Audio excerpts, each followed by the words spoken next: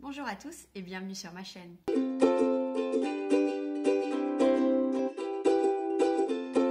Donc aujourd'hui on va faire un update lecture et je vais vous présenter Ready Player One d'Ernest Cline, Hollow City, le tome 2 de Miss Peregrine et les enfants particuliers de Ransom Riggs, Rien ne s'oppose à la nuit de Delphine de Vigan et D'après une histoire vraie de Delphine de Vigan. On va commencer par Ready Player One d'Ernest Cline, le coup de cœur des 4 ouvrages que j'ai à vous présenter aujourd'hui. On est dans de la science-fiction d'anticipation. On est en 2044 et la Terre est complètement surpeuplée, il n'y a plus assez de ressources pour tout le monde. Donc, pourtant, on a on va dire une réalité virtuelle qui a pris le pas sur la réalité de cette époque, qui s'appelle Oasis, et dans lequel on peut complètement recommencer à zéro, se forger une nouvelle vie, une nouvelle personnalité. On va suivre Wade, qui est un jeune gunter.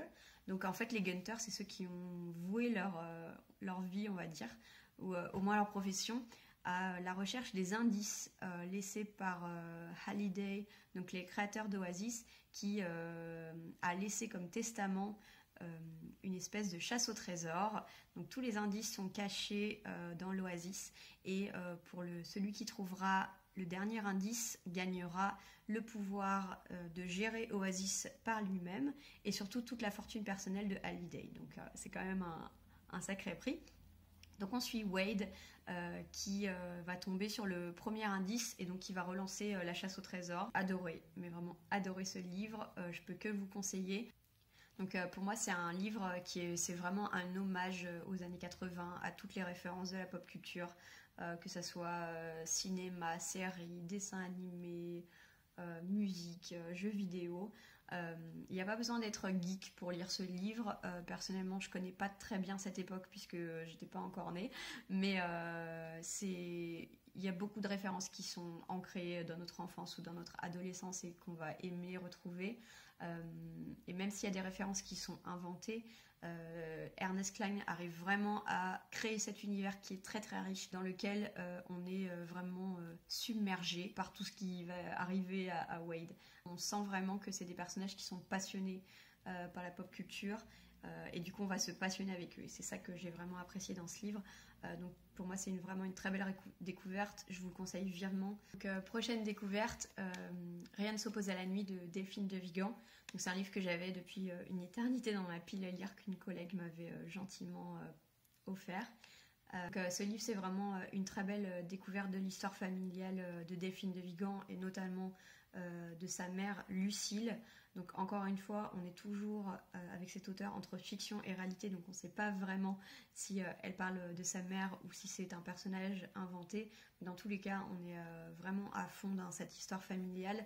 Ça traite de sujets assez durs comme la maladie mentale, notamment la bipolarité dont souffre sa mère, viol ou l'inceste, d'une famille où d'extérieur tout semble tout rose. Il y a toujours des non-dits et qu'est-ce qui m'a plu, c'est que j'ai été complètement embarquée par l'histoire. C'est les émotions du personnage principal, notamment lorsqu'elle voyait les accès de folie de sa maman. On n'est que touché par cette histoire, c'est très difficile de rester à distance. Vraiment je vous le conseille. Je vous le conseille notamment avant la lecture d'après une histoire vraie.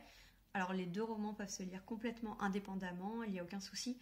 Toutefois, je trouve que ce livre donne beaucoup de contexte à D'après une histoire vraie. En tout cas, celui-là, je vous le recommande à 1000%.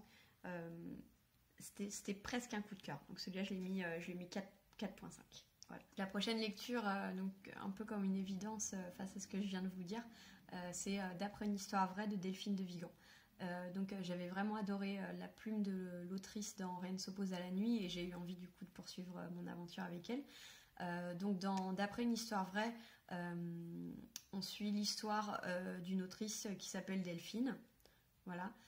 Est-ce que c'est l'autrice ou pas, ça c'est très compliqué de le savoir. Donc elle a beaucoup de mal à se remettre du succès de son précédent ouvrage.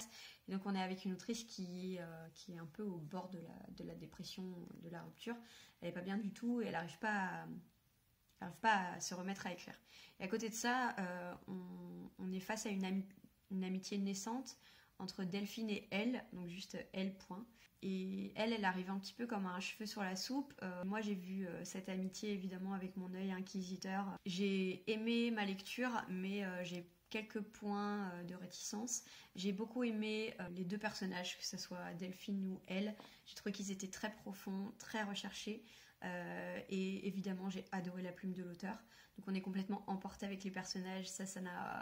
Il n'y a aucun doute que on est vraiment pris par l'histoire et on peut la lire à la limite d'une traite. Il n'y a aucun problème de rythme. Et ça, c'était vraiment plaisant. Mes petits points de réticence sont plus sur le côté thriller, on va dire un petit peu plus enquête du livre, puisqu'évidemment cette amitié naissante, on la voit venir, mais pas du meilleur œil. On sent qu'il va se passer quelque chose de bizarre, mais on ne sait pas trop quoi.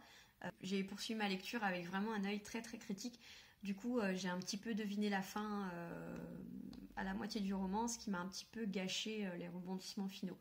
Donc, bon, je pense que j'aurais dû plus me laisser emporter par ma lecture plutôt que d'essayer de chercher les indices à chaque page. Que c'est vraiment une bonne lecture, je vous la conseille pour ceux qui ont aimé Rien ne s'oppose à la nuit et qui veulent un petit peu continuer sur ce personnage de Delphine, cherche la vérité par rapport à sa famille et en même temps sur le travail d'une autrice qui cherche à se remettre à écrire. C'est vraiment très intéressant. Je vous le conseille. J'ai vu le film, j'ai adoré 95% du film et j'ai été extrêmement déçue par la fin, puisque la fin de cet ouvrage est très très très ouverte. On peut un petit peu imaginer la fin qu'on souhaite. Dans le film, la fin, elle est donnée. Pour moi, il fallait enlever les 5 dernières secondes du film et le film aurait été parfait. Donc voilà, je pense que je vais continuer avec mes lectures des filles de Vigan dans les prochains mois, notamment No et moi, qu'on m'a beaucoup recommandé. Dernière lecture pour aujourd'hui, le tome 2 des Miss Peregrine et les enfants particuliers, donc Hollow City de Ransom Riggs. Donc on est vraiment dans du jeunesse fantastique, donc un de mes... on va dire de mes genres fétiches. Mais dans le tome 1, en fait, on suit un jeune garçon qui s'appelle Jacob et qui est très très proche de son grand-père. Son grand-père qui lui a toujours raconté des histoires un petit peu abracadabrantesques sur des enfants particuliers avec des pouvoirs un petit peu spéciaux. Et Jacob décide de partir sur une petite île au Royaume-Uni pour partir sur les traces de son grand-père après qu'il ait été sauvagement assassiné par un monstre.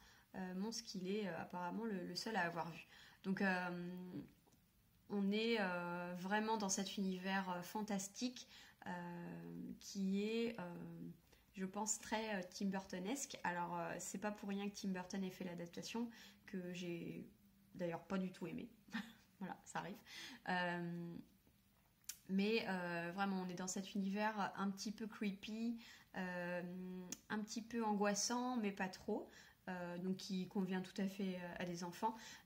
J'ai vraiment aimé ce tome 2 que j'ai trouvé vraiment sympa. J'ai bien aimé les rebondissements, j'ai adoré les nouveaux personnages et avec les nouveaux pouvoirs. Je conseille vivement la série Miss Peregrine et les enfants particuliers pour l'automne. C'est un univers très très riche qu'a créé l'auteur. Donc en plus des enfants particuliers, il y a différents monstres qui les pourchassent et tout a été extrêmement bien fait et ficelé par l'auteur. Donc pour quelqu'un qui cherche une lecture un petit peu creepy mais sans plus, on va dire dans l'univers un petit peu Tim Burton, tout ça, c'est je pense parfait.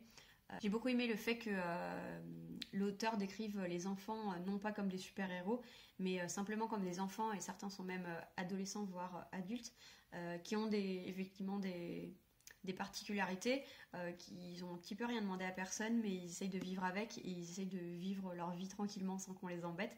Et ça, c'est quelque chose qui m'a plu parce que j'ai trouvé que ça donnait de la réalité au récit.